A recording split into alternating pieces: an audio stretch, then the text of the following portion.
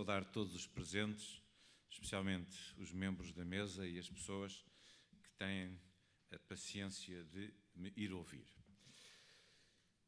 Eu intitulei esta breve intervenção Fátima, notícia para um mundo global. A redução historicista e materialista da humanidade atingiu, nos anos e nos atos da Grande Guerra, o seu ápice e o seu paradoxo. Ambos numa forma simbólica forte, em que a materialidade do símbolo foi o próprio corpo humano, mecânica e cientificamente despedaçado, na insanidade da guerra de trincheiras, pelo poder sobre terras de ninguém, e em que a sua espiritualidade coincidiu com a conclusão que a insanidade, agora mesmo referida, impôs. E dessa insanidade, já agora permitam-me, perdoem-me, dessa insanidade faz parte algo como aquelas comemorações de ontem, não é? Porque o armistício foi assinado, mas ainda não foi cumprido e é pena que não se note. Nas trincheiras da Grande Guerra, o mundo reduzido à rasteira materialidade de combinatórias atómicas aleatórias e, nele e com ele, o ser humano submetido a um mesmo paradigma ontológico, perderam definitivamente o sentido em termos puramente humanos.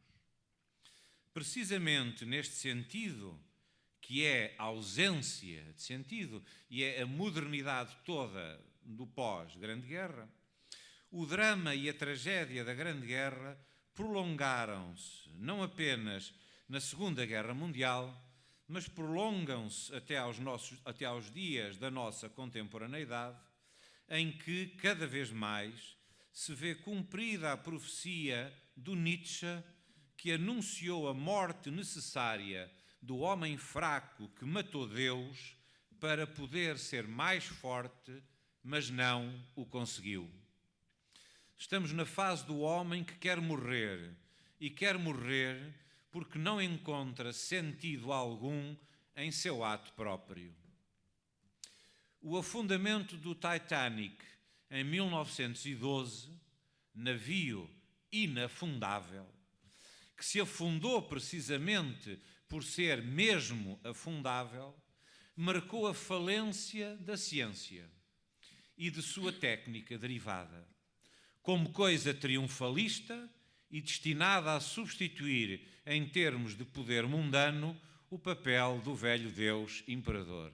Eu não disse que marcou o fim da ciência, disse que marcou o fim da ciência triunfalista, o que é muito diferente. Embora os escultores da ciência triunfalista andem por aí, há aí uma Web Summit alguns, não é? Com o Titanic afundou-se também o sentido de um Deus servidor dos interesses de uma humanidade fraca, mas ilusoriamente forte, em permanente comércio de favores com a sua imagem do divino. A questão onde estava Deus no drama do Titanic recebe a resposta certa e definitiva, a mesma que sempre incomodou e incomoda os fracos. Está onde deve estar, Deus. Está onde deve estar. Certamente não está na mente de quem pensa que aço naval não se afunda em água. A descoberta de que o ser humano, em sua dimensão autónoma própria, se encontra responsabilizado pelo que faz e pelo que é, fez reemergir o tipo de angústia profunda e possivelmente devastadora que é a do ser humano perante os seus limites, num ato próprio que só dele depende, sob pena de a humanidade em si ser aniquilada, o que irá acontecer nos campos de trabalho forçado e extermínio da continuação semântica da Grande Guerra, que é a Segunda Guerra. E nós andamos sempre em continuações semânticas, melhores ou piores. A tragédia do Titanic veio mostrar que Deus não é o criado de servir que tem de resolver os problemas que a humanidade para si própria cria. Deste ponto de vista, a humanidade encontra-se perante ter de escolher entre a sua progressiva desumanização e bestialização, veja-se o que se está a passar neste momento pelo mundo fora, ou a sua ereção em algo que possa, ao modo do velho Jó, olhar Deus nos olhos e afirmar, se preciso for, contra todas as falsas imagens de Deus, a grandeza propriamente humana, assim também propriamente divina, nem que seja no sentido da divinização humana da humanidade, pela sua grandeza ontológica positiva, versão laica da mesma história e a versão do que em Nietzsche há de melhor. A insana, despropositada, inútil e aberrante matança industrial da Grande Guerra acrescentou a esta derrota da incapacidade materialista soteriológica da humanidade e à evidência da não ancilaridade divina, ilusões fruto da estupidez em hubris da humanidade, a angústia da incontornável manifestação do mal como produto da ação humana, capaz de executar e real executante de atos que consubstanciam epicamente a metamorfose de parte da humanidade em carrasco de uma outra parte da humanidade. E isto é 1917. Por exemplo, o ano em que, pela primeira vez, apareceram carros de combate. Em combate, já agora. Nos campos de morte industrial da Grande Guerra, a maldade humana revelou-se em toda a sua grandeza. Bastaria a aplicação perversa do imperativo categórico de Kant àquela ação para que a humanidade, em tal e com tal mesmo ato, imediatamente desaparecesse. Não fora o esgotamento autoimposto pela própria dinâmica e cinese da guerra que futuro seria reservado a um mundo entrincheirado em genocida impasse ético e político.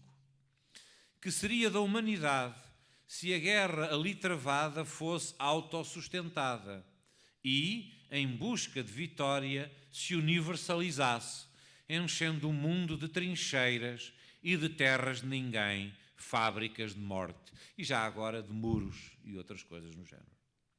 Que futuro para uma tal humanidade? Que sentido para a humanidade a ser triturada nas arremetidas pela terra de ninguém? Que futuro, se não a aniquilação, mais ou menos lenta, mas segura? E este é o transcendental global, histórico, concreto, sociológico, etc., no qual as aparições vão ocorrer. É neste ambiente antropológico, ético e político que ocorre o fenómeno de Fátima. Não como epifenómeno de uma guerra em sentido sociológico ou politocrático, mas em sentido propriamente ontológico.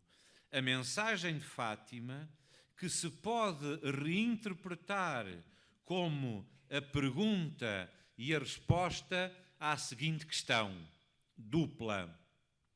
Quer a humanidade continuar a existir?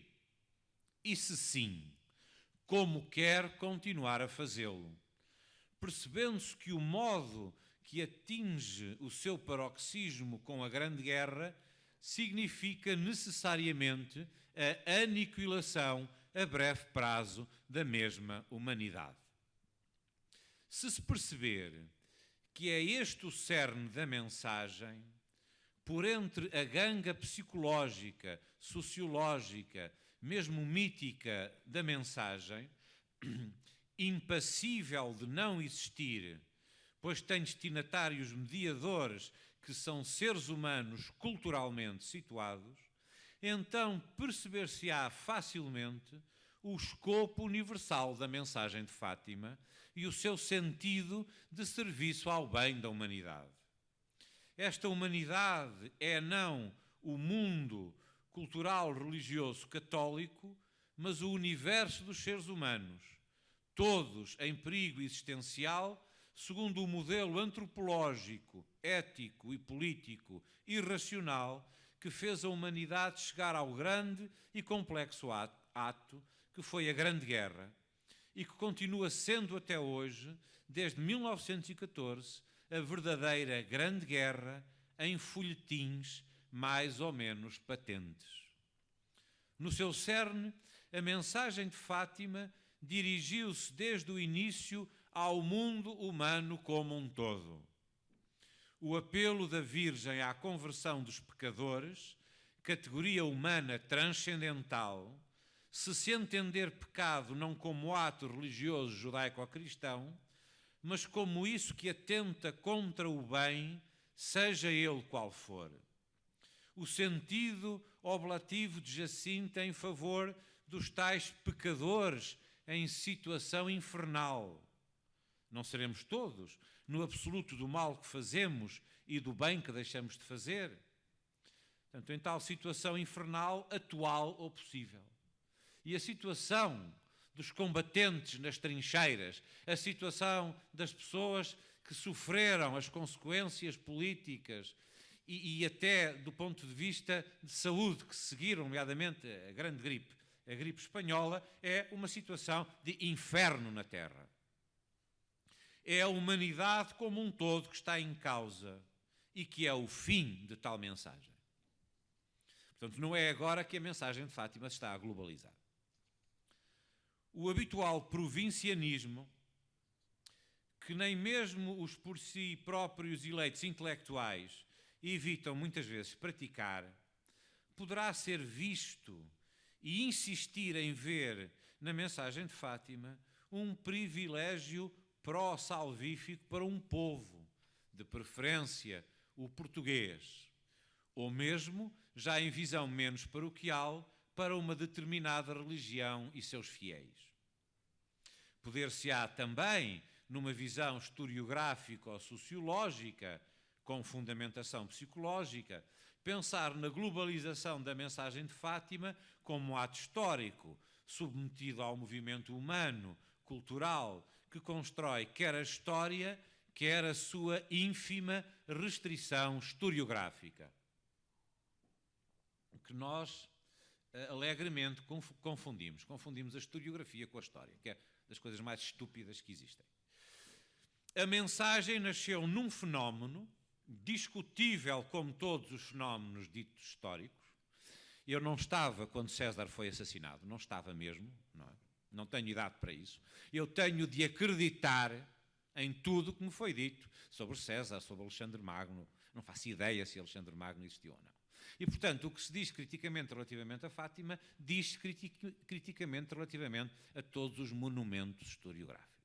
Portanto, Fátima não é exceção, por aí também. Não é? Portanto, a mensagem nasceu num fenómeno ocorrido num remoto e paupérrimo canto de um Portugal politicamente alienado e culturalmente morto para os requintes elitistas da moda cultural da época. Por exemplo, as Web Summits. Agora, tendo depois, fruto de uma imensa complexidade de vicissitudes do movimento construtor da história, e isto é história, não é historiografia, progressivamente expandido a sua presença e influência por grande parte do mundo. E isto só acontece quando o mundo está preparado para receber tal influência. Nada a obstar. No entanto, não é este sentido geográfico de globalidade que é fundamental na mensagem de Fátima, permanecendo a sua essência e a sua substância, mesmo que tal fenómeno tivesse ficado limitado geograficamente ao terrunho da cova da Iria. A globalidade da mensagem de Fátima diz respeito ao sentido da existência de uma só humanidade, capaz humanamente de pecar, todavia sempre como humanidade, mas também capaz de se elevar a níveis de amor oblativo, também humano e transcendental, isto é, passível de ser estendido a toda a humanidade, níveis que manifestam o que pode haver e há de melhor em mesma tal humanidade. E a mensagem de Fátima fala sobre isto. A entrega caritativa dos 3 pastorinhos à liturgia de promoção do bem dos pecadores, quer dizer, no seu entendimento da mensagem de toda a humanidade, significa precisamente que a sua missão é universal em termos de escopo e latitude humana. Eles não estão a rezar pelo bem dos portugueses, por exemplo. Se for capaz de superar quer a ganga mítica que tais narrativas de estranhos fenómenos de inteligência humana sempre têm, quer os constrangimentos histórico-culturais que moldaram a narrativa dos factos em que a mensagem foi manifestada, poder-se-á perceber que tal mensagem corresponde a um apelo positivo de metamorfose da humanidade universal a uma ação sempre de bem. Este é o núcleo da mensagem de Fátima. É este o cerne da notícia de Fátima, na forma da sua mensagem intrínseca e necessariamente universal. É este mesmo sentido de universalidade da possibilidade do bem humano e da metamorfose humana universal para o bem que chama cada vez mais pessoas de todas as latitudes e longitudes do mundo, crentes de imensa variedade, que não têm de ser crentes sequer em Deus ou na Virgem, mas são crentes no bem, anunciado universalmente pela mensagem de Fátima, que até eles chegou como notícia, boa notícia, que em grego se diz El Angelion, Evangelho. Reparem, nós podemos ver Fátima, o santuário de Fátima, como uma espécie de antítese radical de Auschwitz e de Treblinka. De Auschwitz e Treblinka foge-se. A Fátima peregrina-se. Pode-se peregrinar a Auschwitz e a Treblinka e por aí fora, infelizmente eram centenas, não é? São os piorzinhos. É? Pode-se peregrinar como quem vai a Fátima, em homenagem ao sofrimento, à morte e por aí fora, não é? Mas não se peregrina a Auschwitz e a Treblinka pela atração do bem que lá está. Haverá, evidentemente, perversos que peregrinam pelo mal que lá está. Não é? Mas Fátima é exatamente a antítese disso. Como o termo católico quer dizer universal, talvez futuramente passe por este novo sentido da boa nova universal o catolicismo, primeiramente antropológico, religioso ou não. Como Jó provou definitivamente, o sentido do divino e de Deus como bom passa pela experiência de bondade humana, sem a qual não há possível termo de comparação. Uma besta humana terá sempre uma besta como Deus, como seu Deus, como é evidente. É desta bondade divina e humana que fala a mensagem de Fátima, universalmente. Bem-aja.